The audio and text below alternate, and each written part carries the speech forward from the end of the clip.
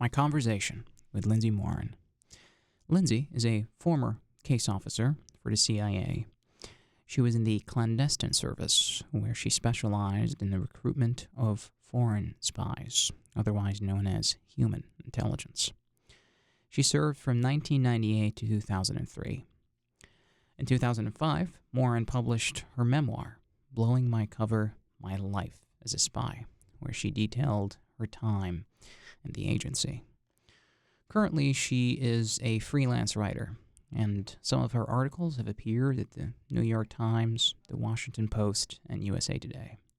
It is certainly an honor to have Lindsay on the show, and I hope you would enjoy our conversation together. I'm glad you got to do this with me and accept my invitation, because I think we have a mutual connection, Ilana Berry. I think we brought her up earlier before the recording. And it's interesting that her story maybe has some similarities to yours in terms of perhaps maybe opinions about the agency. And I know that I've had many guests on my show where they may have perhaps taken a different path or spent more years in the agency. I think he spent 5 years in the CIA, Yep. if I'm not mistaken. That's right, yeah. And so I figured maybe we can, before we highlight your post-agency life, maybe you can perhaps take us back to what the inspiration that drove you to join. I think for Sure. many people had different drives, and I'd love to hear what drove you to join. Yeah. Well, I often get the question, how did the CIA recruit you? And I think there's a common misperception that the CIA goes out and, plucks promising young operatives off the street and whisks them away. And certainly the agency does have an active program of targeting individuals that they think would be good for the agency and approaching them. But in my case, I actually approached the CIA myself. And this was many years ago. When I say I approached the CIA, I mean I wrote a cover letter, typed it up, printed it out, folded it in thirds, and put it in an envelope and snail mail, CIA, Langley, Virginia. Good So Lord. that was the early 1990s, before now everything's done online. Yeah. But to be honest, it had always been a childhood dream of mine to be a CIA officer. I grew up in the DC area. And although my father was not in the CIA, he did do top secret work for the US government, designing ships for the Navy. And so I kind of grew up in this very DC centric environment, or, so the DMV, in the world of top secret work. As I said, my father did not work for the CIA, but definitely had contacts that worked there. And I would travel a lot with my father on business and go overseas. And he was always very counterintelligence savvy. He taught me how to pack a suitcase in a particular persnickety way so that you would be able to tell if somebody had tampered with your suitcase. I remember like jumping on and off trains with him, and also I grew up in the specter of the Cold War. It was the height of the Cold War, or I guess you could call it the tail end of the Cold War, but definitely the Cold War with the Soviet Union very much shaped my upbringing. And that was an era of kind of spy versus spy, a little bit different than than when we segued into the war on terrorism. And so there was this, I think, romanticism attached to spy work and glamour. And I was also extremely patriotic as a kid. And I wanted to serve my country. And so the CIA seemed to me like a perfect way to marry my love of travel and intrigue and adventure with doing something for my country. I'll backtrack a little bit to say that even as a very young little girl, when I was like 8 or 9, I read the Harriet the Spy books and was kind of obsessed with this character, Harriet the Spy, fashioned my life after her Oh and, my. spied on whoever there was to spy on, which was really no one, my brother and the neighbors, the elderly neighbors, like I spy on them in their Uh, bedroom, nothing was ever going on. gosh. But anyway, yeah, or different from a lot of people who end up in intelligence, whether they come from the military or the CIA approaches them. For me, it was really the realization of a lifelong childhood dream that led me to approach the CIA. Mm. I think a lot of I hear many people who talk about their experience in the agency. They say that we may have had a romanticized image of what it's like to be on the inside, but then as you enter into the agency, you start to see maybe a different sort of, I guess, life than what is generally depicted in movies or in Hollywood. It's just very, very different, which I'm sure Yeah, if when you're inside, the curtain gets pulled back pretty quickly, and this organization that I think I had from the outside looking in, I had always imagined to be this, mythical, omnipotent organization. And the reality is it's a bureaucracy, it's a big government bureaucracy. You're gonna find a range of folks working there, a range of intellect and talent. And it's also worth noting that the clandestine service, the part of the CIA that I was involved with, is a very small component of mm, the CIA. So the CIA is secretive about numbers. They don't disclose how many employees are at the CIA, and they don't disclose how many are in the clandestine service. But it is actually a very small group. And my brother joked at my wedding years ago. yeah. He said, Lindsay's the only person who could have the most exciting job in the world and leave it because it was like too boring. And then Gosh. to a certain extent, that sort of captures a little bit of like my ultimate disillusionment with the CIA. Um, because that is true. Sometimes I look back and I'm like, wow, I really did. I had the most exciting job in the world, but the most exciting job in the world isn't even that exciting. Oh my gosh. I think that's a very interesting point to bring up because I think a lot of times people, even outside of CIA, they might have a particular image of a certain professional position. And then once they enter into the company or the corporation or whatever it is, that, this job that they've always dreamed of having, they start to realize that, man, it's just, reality hits you. And then it just becomes more of a routine. Maybe things start to become more mundane. But I think, Yeah. yeah, I mean, if you think about any number of jobs, folks who go to law school because they grew up watching, Law and Order yeah, or crime procedurals, and the same thing with the world of espionage. I mean, I graduated from Harriet the Spy to having a period where I was really obsessed with the James Bond franchise, and would go watch Bond triple features at the theater. And so like everyone else, I had this very romanticized, mm, glamorized idea of what being the common vernacular is a spy, but in the CIA we would say an operations officer. I mean, I wasn't a dummy, but I did. There was a part of me that pictured myself, in a black cat suit, scaling walls and blowing oh up my safes. goodness. And the reality of being an operations officer is much different. It's interesting. It's still a fascinating career, Mm, um, but it's not about techie gadgets, and it's not about weapons or high-speed car chases or boat chases or jumping off trains. It's more the slow, mundane process of developing relationships with people and trying to elicit information out of people. And with every meeting that you have with a source where you're gathering intelligence, or every operational thing that you do, every yeah. mini mission that you go on, there's a lot of paperwork that goes into the planning of that mission for security reasons, or I say a mission, but really even just a meeting. And then a lot of paperwork afterwards to record exactly what happened at that meeting, and in a myriad of formats.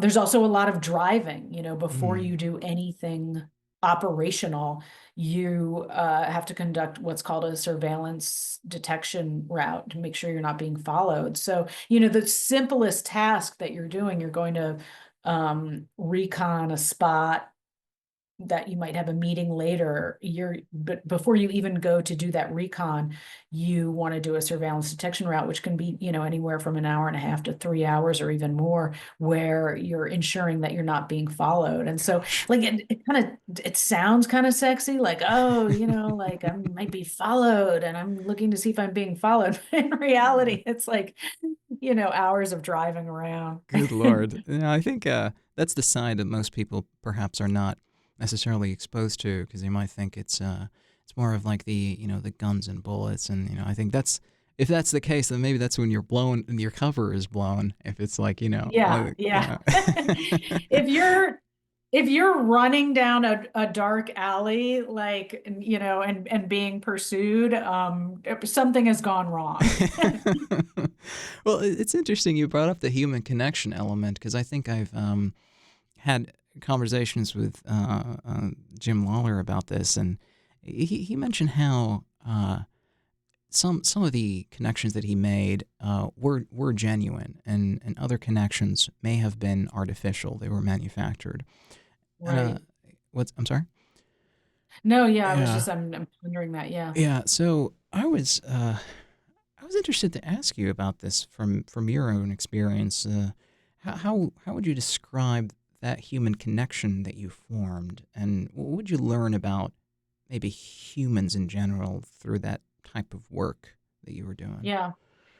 Um, yeah, it's really sort of, the crux of human intelligence Mm, is forming connections and relationships with other human beings. And the interesting thing, and it's a challenge when you're working as a CIA officer, is that these are really at the end of the day, these are transactional relationships. That is, the people that you are developing and forming relationships with, you're doing it for a reason. mm, The loftier causes, you're trying to get information that the US government wants or needs to keep America and Americans safe. The reality oftentimes is that you're doing it because your career depends on it. Your progression, your professional progression as a CIA operations officer depends on the number of, we used to say, the number of scalps you get. And the number of ooh. scalps you get, it's kind of a, like, yeah, that's sort of a brutal metaphor, but that means the number of sources that you're able to recruit. And stark reality is that the quantity of recruitments you get is more important to your career progression than, say, the quality. Oh. Um, just because the number, it translates better on a performance review. But anyway, on the one hand, these relationships are strictly transactional, and they're meant to be strictly transactional. So, you should not develop uh feelings, certainly not romantic feelings, but Mm, even kind of friendships for the people who are your sources. And yet that mandate flies against your basic humanity. I mean, one of the reasons that I think I was successfully, well, that I was able to be hired by the CIA for the clandestine service, and that I was, for the time that I was there, was successful at recruiting foreign agents, is that, I'm a people person. I like people. I like mm, people to like me. I like developing relationships.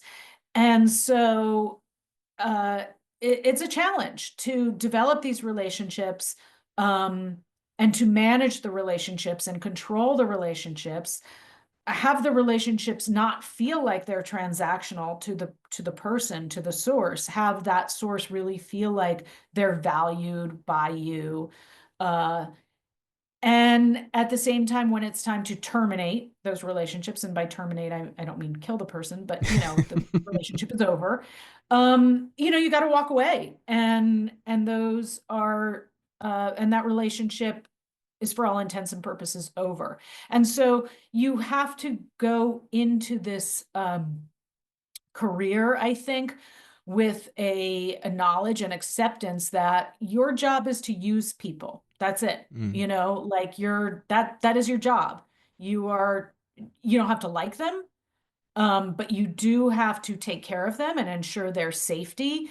And you have to ensure that they're going to keep giving you information. And you have to, one of the things that I always argue is that, spies are just humans. And one of the things that I don't like about now, I've sort of turned on the Bond franchise. Like, I don't like the character of James Bond. I think he's sexist. I hope he drops dead of a venereal Oh, disease gosh, in the next that could iteration. happen. But, but, one of the reasons I never liked that is because it doesn't show the real human side of an intelligence officer, which I think is very real. But in a way, to be the quintessential, most successful operative, maybe you do have to have that coldness and callousness that a Bond character has, and really be able to rise above any kind of genuine human emotion and connection. Mm. It's interesting how when I think about relationships and connections with people, if I think about it too deeply, I might arrive at the conclusion that almost every person in our life sort of serves a purpose in a way, but maybe sometimes we don't really think about that consciously. And there's something about the human connection when it's genuine. You wouldn't really think about what sort of purpose this person is serving. Yeah. Like, is that something you've thought about before? Because yeah. Yeah, I think even though, I left the CIA many years ago, more than 20 years ago now. Mm, But in many ways, I still do think like a spy, and in some ways also conduct my life like a spy. interesting. And I'll tell you how, part of it is like compartmentalization. Like, Mm, I was trained to compartmentalize different parts of my life at the CIA. And I've kind of found a comfort in that. And so, to this day, I lead a sort of very compartmentalized, like, it's like I have my identity as a mom, and then, I have my identity as a writer, or, my identity as a public speaker. mm. Um, and I don't really, I keep those parts of my life very kind of compartmentalized. But I think you're absolutely right. Like, if you look at uh spy relationships, that handler, CIA handler and source, okay, that, yeah, it's transactional to a certain extent. Mhm.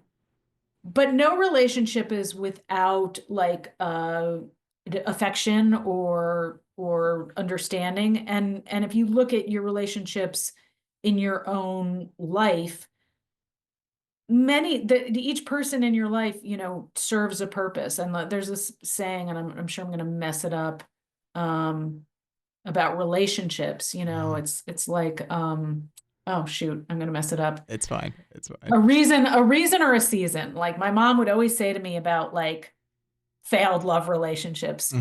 There's a reason for that relationship, or there's a season for that relationship. And so that's very much kind of mirrors like the optic of a CIA officer. Like, when you have these sources, there's a reason and a season.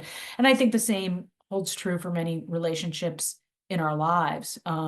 Some not so much. You have kids, and it's like, my kids are my greatest source of joy in my life, but nothing about that feels transactional to me. It all feels very generic and natural. Yeah. No, that's right. I think there should be, I think, a category of people that we're surrounded by where the connection or the relationship is very, very genuine. And I think one of the things that really fascinate me about your work, or perhaps case officers in general, is that they're able to not just compartmentalize, but also do their work and at the same time still operate maybe as just regular human beings, like you would never suspect that this person is capable, like from the outside, like you, as an observer, like you wouldn't think that this person is capable of just operating regularly and then do all these sorts of things at the same time. It's fascinating. Yeah. Yeah, and I know you had Alana Berry, I.S. Berry, the author of The Peacock and the Sparrow, on Mhm. your show, and she's a dear friend of mine. We were at the agency at the same time. Um, and it's funny, I met her for coffee the other day in DC, Ooh. and we're just sitting there having girl talk and stuff.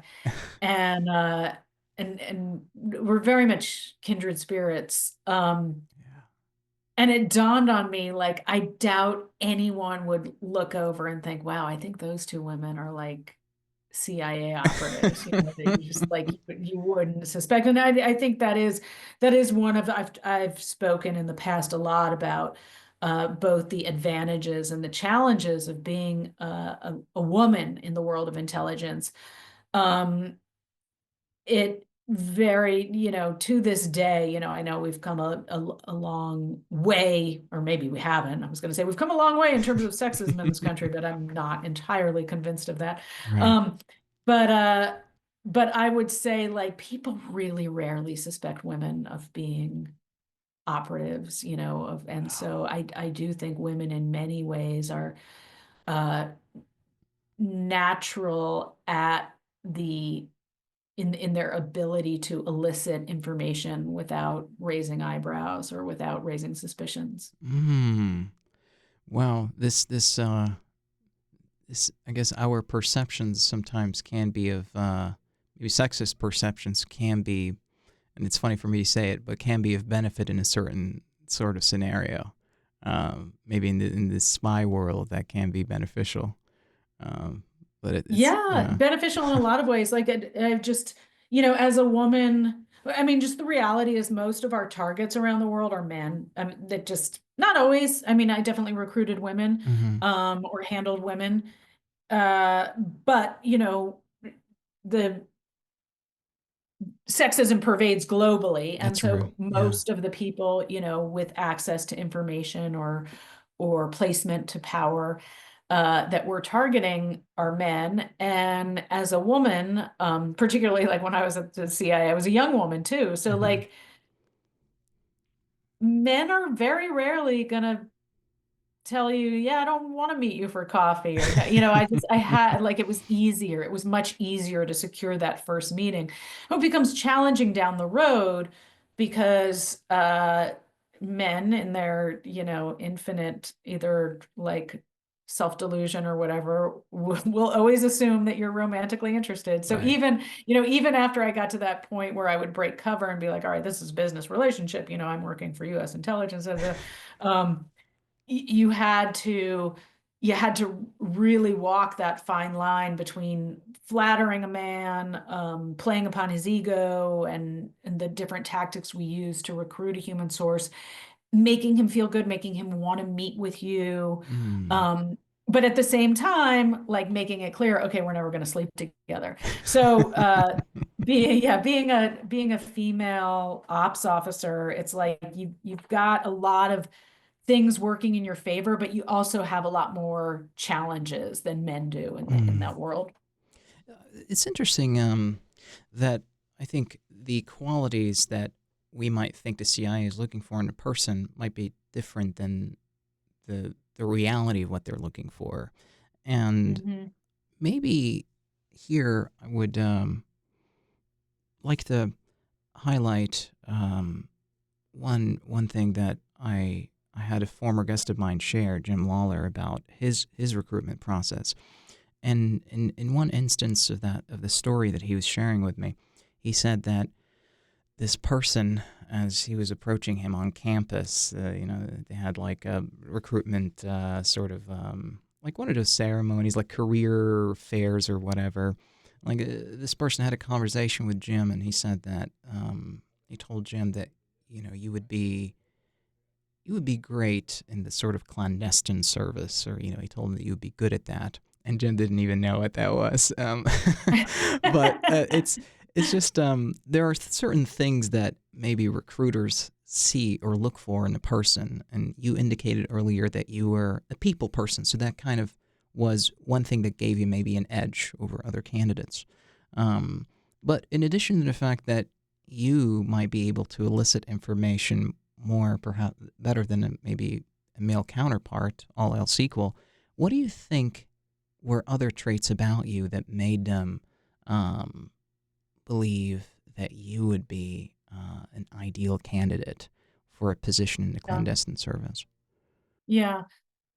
The agency, when it's recruiting case officers, is looking for some different qualities. They generally want extroverts. And I want to talk about that for a second because it's interesting. You think, okay, that makes sense. You want an extrovert, you want someone who can go talk to anyone or everyone. And that's true. That's who I am. I can talk to anyone and I will talk to anyone. But interestingly, sometimes the most successful gatherers of information are actually introverts. Wow. And the reason being that, someone like me, I'm a talker. And I don't like silence. If there's silence, I'm like, oh, this is awkward. I better fill the silence. And one thing I had to train myself to do as a ops officer was to sit back and let that silence sit for a minute because someone's going to fill the silence. And if it's not going to be me, it's got to be the other person. And so even though I'm very much an extrovert, and I think most CIA operations officers are, some of us really had to we did have to be trained onto how to listen and how to sit back and not be the storyteller, not jump in, and propel the conversation forward. Because if you're quiet, and it's a trick of journalists, to give it a beat before you jump in with the next question, because that might compel someone to talk more. So the introversion extroversion thing, the CIA tends to for its operations officers tends to hire extroverts, but there is, I think, introversion can be a tool that you can use. But I would say the thing that is most important is, and it's very simple, it's kind of like street smarts. It's like the ability to think quickly on your feet. You can put hours, days, months into planning an operation, and something is going to go wrong, because there's all kinds of factors. There's other human beings, there's weather, there's internal security services, there's missed trains. And as I think one thing that the CIA is looking for, and definitely I think a quality that I have, is that kind of street smarts that all right, when this happens, I'm going to do something. I'm not going to be a deer in the headlights. So that ability to think very quickly on your feet, and part and parcel of that ability, I think, is an adaptability. Being able to hang out with people of all different backgrounds, from the prime minister to the plumber, and being the kind of person that is not off-putting to, not coming across as too much of an intellect if you're with working class folks, and not coming across as crass or something if, you're with highly educated or folks. And so that adaptability, you have to be a chameleon, and it's like, oh, okay, well then who are you really? And so I think one of the things that the agency looks for, people who are adaptable that way and who have those kind of people skills. But one of the tolls I would say that the work takes on you is that you do get to a point where you're like, huh, who am I? What do I really stand for?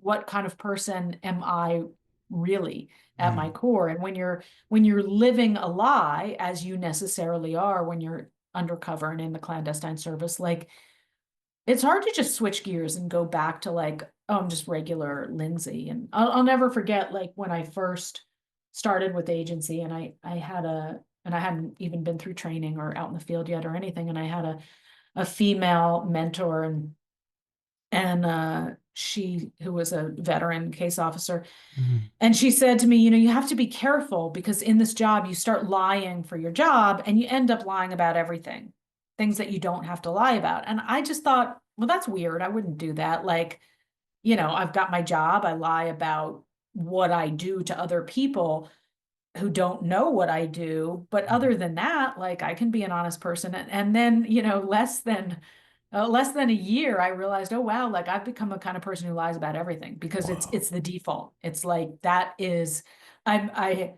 had become so programmed to have a cover story, to have a reason for being where I am or doing something that even something completely innocuous was almost unable to just be honest about it. Wow. And that sort of make it difficult post transition to have to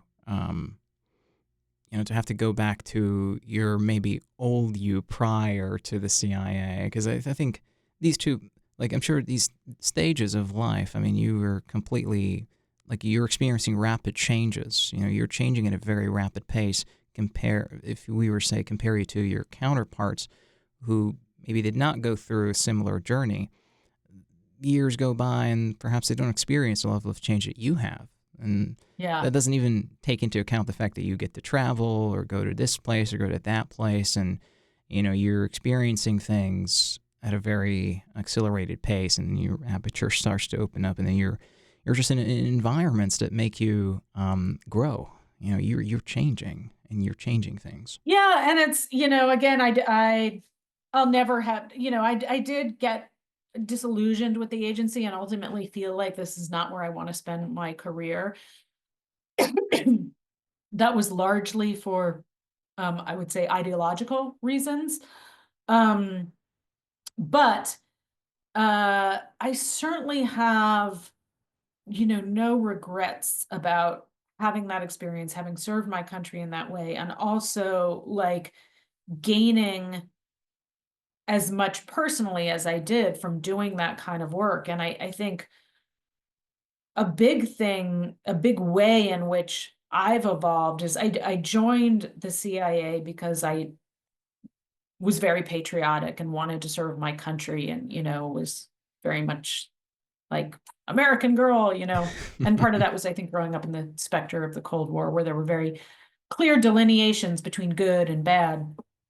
But I would say, having had the experience of living overseas, of recruiting foreign sources, of manipulating people in the way that I did to get information for my government, of seeing some abuse within our own government and unethical or immoral policies or practices, turned me from someone who really was motivated to serve my country to more of like a global citizen with a much greater understanding of like how intelligence works and how like America is just another country. We have our own motivations, we have our own sort of American ethos, although that's very much in flux these days. Yeah. But I started to look at life more from the optic of someone who wasn't an American and seeing like living and operating in parts of the world where there wasn't freedom, where there was much more corruption than we had here in the United States, and just kind of leaving the CIA with much more of an optic of like a global citizen than just an American. That's very interesting.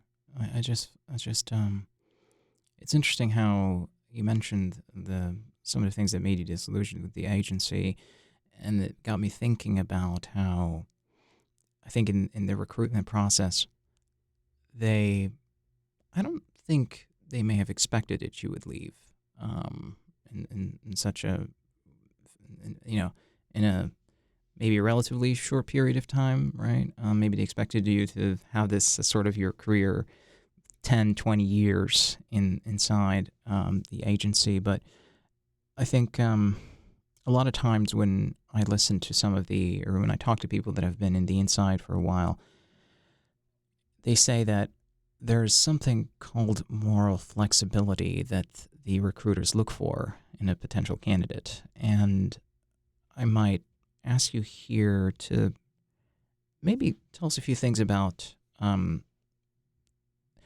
you viewed yourself then, if that's okay, right? If you thought that I was morally flexible, but then after you were in the inside, it started to dawn on you that, the clear maybe delineations of what's right and wrong. I don't know if Yeah. that, yeah. I think one of the things that I discovered about myself is that I'm not so comfortable operating in the gray, Mm, and during the recruitment process, um, I know that was discussed that this is a job where you have to be comfortable operating in the gray because what you're doing is, it's kind of dirty work. yeah. And for me, I could always justify it to myself if I believed in the higher good, which was that like, okay, I'm really serving my country and I'm helping keep America and Americans safe. Mm, And then the reality on the inside is like, a little more of a cog in a wheel than right. anything else. And which direction is this wheel going in? And then am I comfortable with that? And I left the agency in 2003, and I had been in Russian language lessons full time in preparation for a follow-on tour where I was going to be targeting Russians. And I was taken out of uh, Russian language lessons and surged into Iraqi operations, Ooh. not in Baghdad, but at headquarters, providing support to our folks who were, get preparing for the invasion of Iraq. And this was not an area that I wasn't an expert on WMD and I wasn't an expert on the Middle East or Iraq. But it was an all hands on deck type environment at that point. Mm-hmm. And I quickly did speak to experts who were very candid with me, expert within the CIA, that we don't have any evidence of WMD and that there isn't a link between Iraq and Al Qaeda. So all of this stuff that I was seeing, say in the Washington Post in the morning before I left for work, that was, we had evidence of WMD. That's why we were going into Iraq. There was this link between Iraq and Al Qaeda. And then I'd get to the CIA, where the folks who really knew the answers, and they told me, yeah, that's not true. And that kind of began sort of like the accelerated disillusionment with the organization. And I wrote about that in my book, Blowing My Cover. And I was actually surprised that the agency did not redact that portion of my book. What I didn't write about in my book, because I knew the agency never would have cleared it, is that the real reason that I left the CIA, or the straw that broke the camel's back for me, was the torture program at Guantanamo Bay and elsewhere. Mm, And this goes back, I think, to your point about kind of moral flexibility. Yes, I was aware at the agency that I had to have more flexibility of thought, be able to operate on the gray. But I remember during the recruitment process, a woman who was a part of the team that was interviewing me, and she said, when you join, when you're inside the agency, if you ever see something that's wrong, you need to be vocal about it. And she really comforted me. Those words really comforted me, because it made me feel like, okay, I'm going into an organization that no matter all the secrecy and everything's shrouded in secrecy, that really, like, there is a moral compass within the organization. mm, And I think the torture program and other things I saw at the agency made me realize that, oh wow, yeah, that moral compass is actually askewed, or it's broken. And that is not something I'm comfortable with. It's certainly not something I'm going to spend the rest of my life doing, and grappling with. Um, So I think you're very right in that, like, I went into this with this idea that, like, I've got moral flexibility. I can lie to people who love me. I can lie to anyone for bigger cause. And then realizing that, yeah, but I can't actually work for an organization that I feel like is violating international law or, Mm, doing things that are just fundamentally wrong. yeah. And how would you describe those early years post the end of your career with the CIA? How difficult was it to go back to just normal life after these big realizations, these epiphanies about where you stand on life and where you stand when it comes to the agency? And I guess, the going back to maybe if I could probably put it in quotation marks, the mundane, right? Going back to the Yeah. mundane. Like how is that like for you? And then obviously publishing Oh, your memoir. I would say that's still a struggle. I'm Mm, 20 years out now, and I'm still, in many ways, still conduct my life a little bit like a CIA officer, still, yeah. still am attracted to the intrigue and subterfuge. I routinely use disguises. Like, my kids and my friends are just like, what is wrong with you? Because many, many times I've, like, showed up at something in disguise, or, Gosh. one time, like, flew to London to surprise two close friends of mine and sat with them for a good, like, 30 minutes in a red wig, pretending to be a woman who was, like, being chased by Russians in a bar. Oh And my god. it took them a while to realize it was me. So, I would be lying to say that there isn't an aspect of that life that I do really miss. I miss being in the know. Um, so much is happening in the United States right now that is really, there's a lot of upheaval, and there's from the outside looking in, or trying to look in, I'm really, really sort of curious what the vibe is at the CIA right now, and the Hmm. vibe at the FBI, because I can't really imagine it. So I do miss that. I do miss that feeling of kind of, at least having my thumb on the pulse of the world in a way that just really isn't possible if you're just an ordinary citizen. Yeah. And it's like I think the closest I guess the closest experience that I could conjure up in my mind where I have to like process things, I think, or like have to really contemplate the end of a big journey. I think it was for me after I graduated from Lebanon after spending like 4 years and then going back to my country, Libya. It's just, Yeah, it's like 4 years that were quite pivotal in my life because I left when I was 17 and came back when I was yeah, 22. And so those were very years that were filled with so many different experiences and so much growth and so much that needed to be processed. And then I spend a year back home and then I go to the US and start a different journey. So it's like these moments are very real, but at the same time, sometimes even though you might want to give them closure, remnants of these experiences linger still, and yeah, they yeah. manifest differently at different points of time, I guess.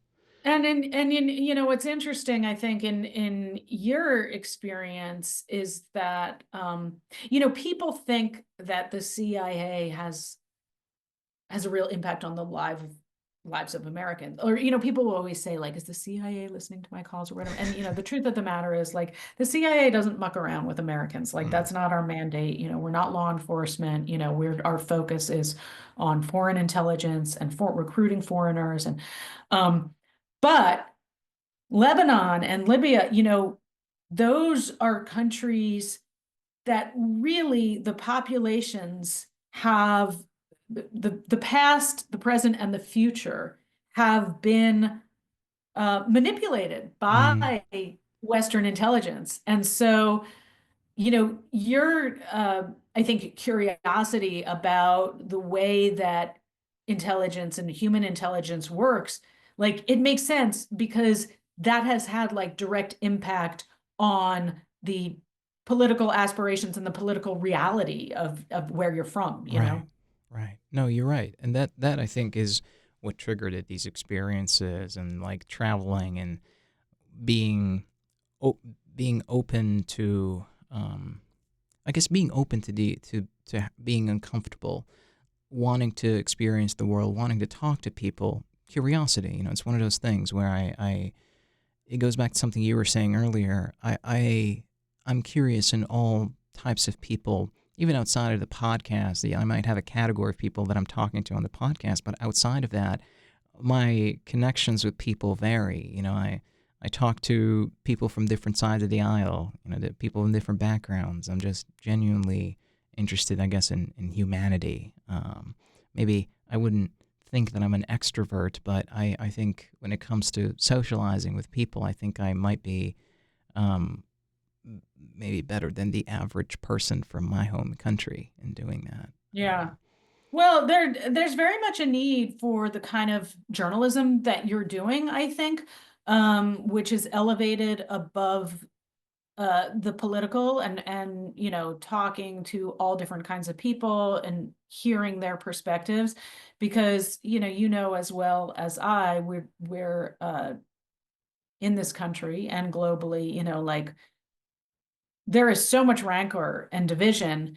And I think a frustration that I know I feel and that I hear other people voicing is that like um nobody's really curious about or listening to other people's optics. It's like, and I'm guilty of this myself, Hmm. that I sort of have my political stance and I don't really want to hear the other opinions, and it's become like that divided. And I would say another thing that I maybe miss about my role with the agency in that time in my life is that I was living overseas. I was meeting people from all nationalities and backgrounds, and that's the best education you can ever get. And I think that helps you evolve. And I think when we become entrenched in our own optics and our own experience, and we're not exposed to the experiences of others, like I do think it erodes our basic humanity. I see some of the most intelligent people that I know, people that I went to college with who are highly educated and intelligent, and in some of the political discussions and arguments that are du jour, Mm. like their rhetoric sounds so I don't know, the only word I can think of is like it sounds stupid and ugly, and these are really smart people. So I don't know what the answer is, but I do think the kind of journalism that you're doing, like seeking understanding from people of different backgrounds, like is all to the good. Yeah.